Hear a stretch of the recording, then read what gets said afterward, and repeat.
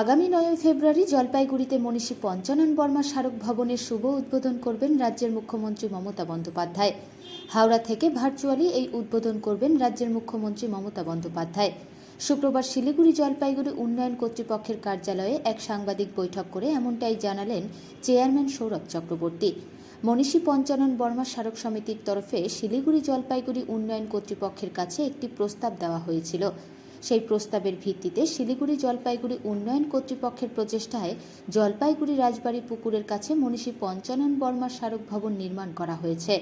এই ভবনে গ্রন্থাগার করা হয়েছে। সেখানে মনীষী পঞ্চানন বর্মার লেখা কাব্যগ্রন্থ এবং বিভিন্ন ছবি সহ সমস্ত কিছুই থাকবে। 9 ফেব্রুয়ারি বেলা 12টায় আমাদের সকলের প্রিয়, সকলের শ্রদ্ধেয়, আমাদের সকলের মা মাননীয় মুখ্যমন্ত্রী মমতা বন্দ্যোপাধ্যায় মহাশয়া তিনি শিলিগুড়ি জলপাইগুড়ি উন্নয়ন পর্ষদের দ্বারা নির্মিত একটি প্রেক্ষাগৃহ, যেটা মনীষী পঞ্চানন বর্মা স্মারক ভবন, রায় সাহেবের নামে আমরা একটা স্মারক ভবন এবং তার সাথে তার গ্রন্থাগার এবং সেখানে আমরা একটা সংগ্রহশালা করেছি। এটা গত 2 বছর ধরে আমরা তৈরি করেছি এবং এটার আনুষ্ঠানিক উদ্বোধন মাননীয় মুখ্যমন্ত্রী তিনি গতকালকে আমি তার সাথে দেখা করেছি, তাকে অনুরোধ করেছিলাম আমরা শিলিগুড়ি জলপাইগুড়ি উন্নয়ন কর্তৃপক্ষের তরফ থেকে। তিনি আমাদের এই অনুষ্ঠানে তার মত দিয়েছেন এবং তিনি এটা উদ্বোধন করছেন হাওড়া থেকে। আমরা সবাই ওখানে থাকবো জলপাইগুড়িতে। 9 তারিখে তার হাওড়াতে একটা কর্মসূচি আছে, সেখান থেকে তিনি ভার্চুয়ালি এটা করবেন এবং তিনি এটাকে খুব গুরুত্ব দিয়েছেন।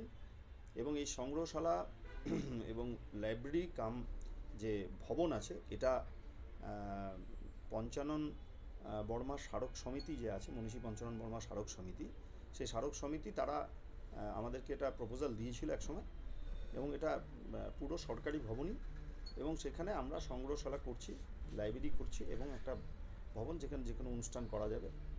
এটা আমরা আগামী 9 ফেব্রুয়ারি উদ্বোধন করতে যাচ্ছি, পুরো রেডি আছে।